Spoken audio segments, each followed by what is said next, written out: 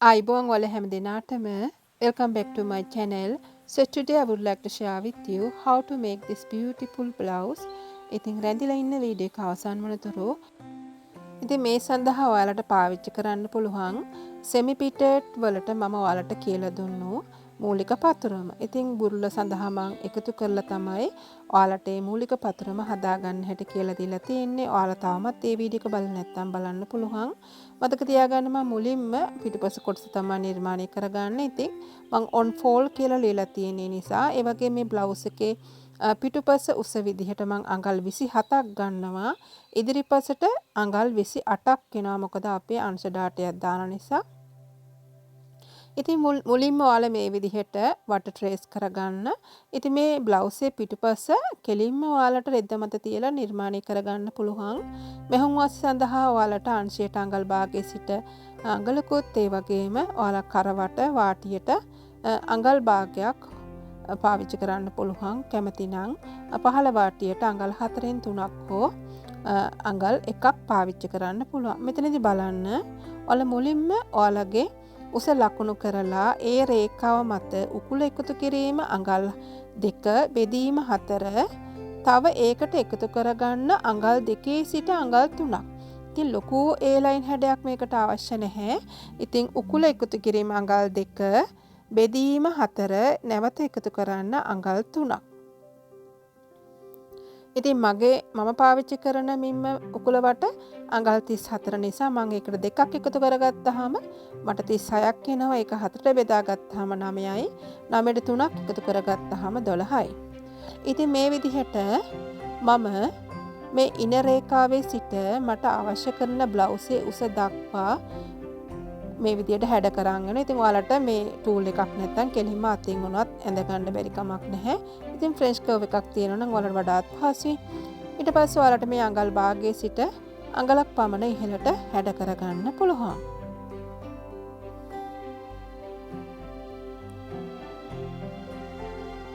ඒ වගේම අපි මේ පිටුපස කොටස නිර්මාණය කරනකොට කර පළලින් අඟල් භාගයකුත් ඒ වගේම කර ගැඹුරින් අඟල් 1කුත් වැඩි කර ගන්න. ඉතින් ඔයාලට ඒක අඩු වැඩි කර ගන්න පුළුවන් ඔයාලගේ කැමැත්ත පරිදි. ඒ වගේම මේ ඉන ඩාටේ අපි මේ විදිහට ට්‍රේස් කර ගන්න. ඔයාලට මේක බ්ලවුස් එකේ පහළ වාටි දක්වා අඟල් කාලට උනත් මේක යන්තමට මහගෙන ඉන්න පුළුවන්. ඉතින් මම මෙතනදී මේ විදිහට තමයි ඩාට් එක ලකුණු කරගන්නේ.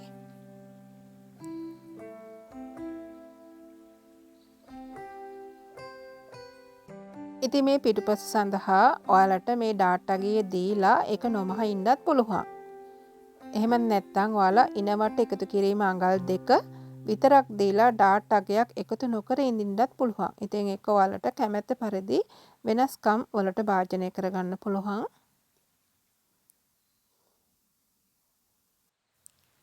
ඉතින් මම මේ විදිහට නිර්මාණය කරගත්ත බ්ලොක් එකේ වට කපා ගන්නවා. ඉතින් මතක තියාගන්න අපි මේ බ්ලොක් එක නැම්මකට තමයි කපා ගන්න. ඉතින් ඉදිරිපසත් පිටුපසත් අපි විවරයක් ඇතුව නෙමෙයි නිර්මාණය කරන්නේ නැම්මකට තමයි.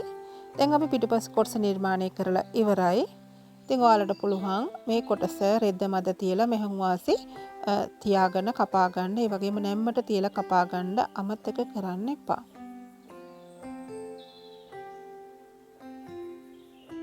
ඉතින් මතක තියාගන්න ඔයාලට ගැදර් සඳහා අඟල් 5ක් පමණ ඉදිරියෙන් තියාගන්න ඕනේ. ඉතින් ඒකත් ඔයාලට අඩු වැඩි කරගන්න පුළුවන්. ඉතින් මේ මෝස්තරයේ අණුවම ඔයාලට සකසා ගන්න ඕන නම් ඉතින් අඟල් 4ක් 5ක් වගේ ප්‍රමාණයක් හොඳටම ප්‍රමාණවත්. ඉතින් මේ විදිහට මම අඟල් 5ක් ලකුණු කරගෙන තියෙනවා. ඊට පස්සේ ඔයාලගේ ඉදිරිපස්ස බ්ලොක් එක මේ විදිහට අරගෙන අඟල් 28ක් උසට ගන්න. මොකද අපි මෙතන කොහොමත් ඉදිරිපස්ස එනවනේ අපිට අඟල් ඉස්සරහට වඩා අඟලක් වැඩියෙන්. එතකොට අපි මේ බ්ලවුස් එකේ සඳහා පිටුපසට අඟල් 27ක් ගත්තනම් ඉදිරිපසට අපිට අවශ්‍ය වෙනවා අඟල් 28ක්.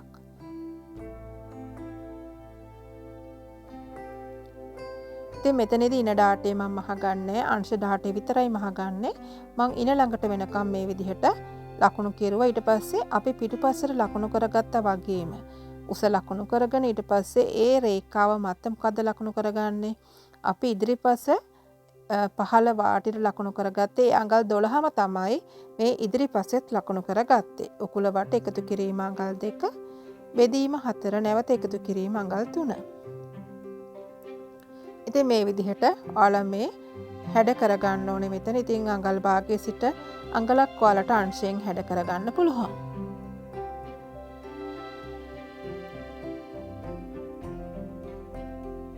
දැන් අපි බලමු මොනවාද කරගත යුතු වෙනස්කම් කියලා. මුලින්ම ඔයාලට මතක ඇති අපි පිටුපසින් කරපළලින් අඟල් භාගයකුත් කර ගැඹුරින් අඟලකුත් වැඩි කරගත්තා. ඒ වගේම ඉදිරිපසටත් අපි කරපළලින් අඟල් භාගයකුත් කර ගැඹුරින් ඔයාලට අඟල් 1 සිට ඕනනම් අඟල් 1මාරක් වුණත් වැඩි කරගන්න පුළුවන්. ඉතින් මම මේ විදිහට අංශ ඩාටය නිර්මාණය කරගන්නවා. ඊට පස්සේ මම කලින් කියා වගේ මම කරපළලින් අඟල් භාගයක් වැඩි කරගන්නවා. කර ගැඹුරින් මම වැඩි කරගන්නේ අඟලයි.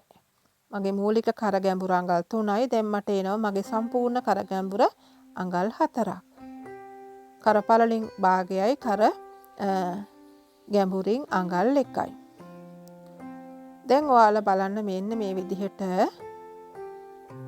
සිරස් රේඛාවක් ඇඳ ගන්නවා. මේ අපි ඇඳගත්ත අංශ ඩාටේ ඉඳලා අඟල් භාගයක් ඇතුළට වෙන්න ඉස්සලා මාක් කරලා ඊට පස්සේ මම මේ ඇඳ ගන්න හැඩය ඔයාලා ඇඳ ගන්න ඕනේ. ඉතින් අමාරු නැහැ ඔයාලට මේ විදිහටම කරගන්න. ඊට පස්සේ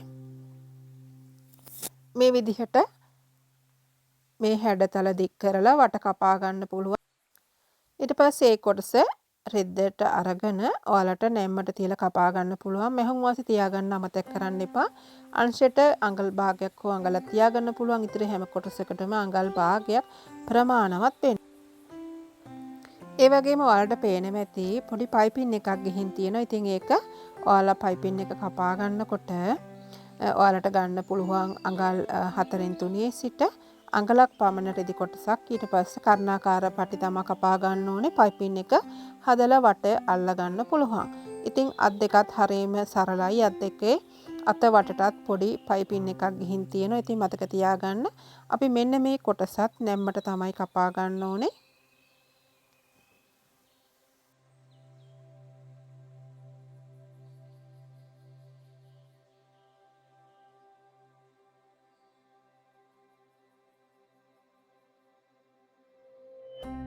ඉතින් ඔයාලට මේ කොටස එකවරම රෙද්ද මත තියලා කපා ගන්න පුළුවන්. මෙහුම් වාසි තබා ගනිමින් අඟල් භාගේ මේ විදිහට වටේම තියාගෙන ඔයාලට කපා ගන්න පුළුවන්.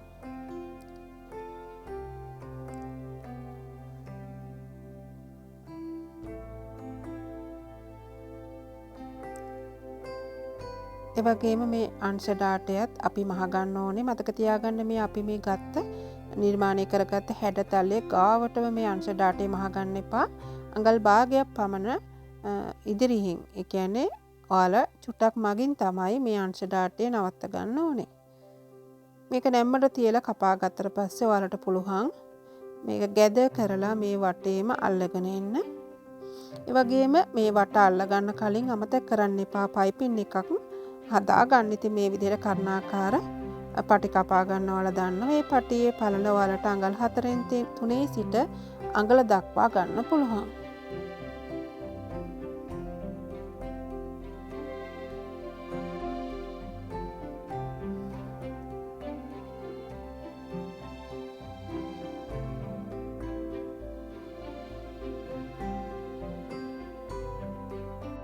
ඉතින් මේ විදිහට කපාගත්ත පයිපින් එක දෙකට නමාගෙන හොඳින් අයන් කරලා වට මේ විදිහට මහගෙන ඉන්න. ඊට පස්සේ ඔයාලට පුළුවන් ඔයාලගේ බ්ලවුස් එකේ ඉතිරි කොටස වටේම තියලා අල්ල ගන්න. දැන් අපි බලමු අත් කොටස කොහොමද නිර්මාණය කරගන්නේ කියලා. මුලින්ම ඔයාලා පතුරුමෙන් කපාගත්ත අත වට මේ විදිහට මැන ගන්න ඕනේ. ඉදිරිපසයි පිටුපසයි. ඊට පස්සේ ඔයාලා ක්‍රවුන් උස හොයා ගන්න ඕනේ. ක්‍රවුන් උස හොයා ගන්න ඔයාලා ගොඩක් දෙනෙක් දන්නවා. ඉතින් ඔයාලා මුලින්ම කරන්න ඕනේ පතුරුමෙන් හොයාගත්ත අත්කට බෙදා ගන්න ඕන 4න්. ඊට පස්සේ එකකින් අඟල් භාගයක් අඩු කරලා ඔයාලගේ ක්‍රවුන් උස හොයාගෙන රෙදි කොටසක් අරගෙන නැත්තම් කොලේ පතුරුමක් හදාගන්න. මේ විදිහට අරගෙන දෙකට නමාගෙන ඊට පස්සේ මේ විදිහට තිරස් රේඛාවක් ඇඳ ගන්න. ඒ රේඛාව මේ විදිහට පහළට ක්‍රවුන් උස ලකුණු කරගන්න අඟල් 3යි කාලා. ඉතින් ඔයාලගේ ක්‍රවුන් උස ඔයාලා හදාගන්න. ඊට පස්සේ ඔයාලට පුළුවන් රූලර් ඇලේට තියලා මේ 15 දෙකට බෙදලා 7මාරක් ඉන්නේ. එතකොට ඒ විදිහට ලකුණු කරගන්න. අත දිගත් ලකුණු කරගන්න. අත දිග මම අඟල් 16ක් පමණ ගන්නවා. ඊට පස්සේ අත වටත් දෙකට බෙදලා මේ විදිහට ලකුණු කර ගන්න ඕන. දැන් අපි මේ ඇඳගත්ත ඇල රේඛාව මේ විදිහට කොටස් දෙකකට බෙදලා පළමු අංශයෙන් අඟල් භාගයකුත් ඉහළට දෙවෙනි අංශයෙන් අඟල් කාලකුත් පහළට ලකුණු කරලා පිටුපස අත් කොටස නිර්මාණය කර ගන්නවා. ඊට පස්සේ මේ විදිහට හරවලා නැවත අඟල් කාලක් ඉදිරිපස සඳහා ගැඹුරු කර ගන්නවා. ඉතින් මෙන්න මේ විදිහට තමයි අපි අත හදාගත්තේ. ඉතින් ඔයාලට පුළුවන් රෙද්ද මත තියලා මෙහන් වාස තබාව ගනිමින් මේ අත් කොටස කපා ගන්න. ඉතින් මං හිතනවා ඔයාලා ලොකු දැනුමක් මේ වීඩියෝ එක තුලින් ලබා ගන්න ඇති කියලා. ඉතින් අමතක කරන්න එපා යාළුවොත් එක්ක ෂෙයා කරන්න, ලයික් දාන්න. තවමත් subscribe කරලා නැත්නම් subscribe කරන්න. ඉතින් හමු වෙමු නැවතත් ඔයාලා හැම දිනාටම වටිනා වීඩියෝ එකකින්. So thank you very much for watching my video. See you with another valuable video. Till then, take care. Bye bye.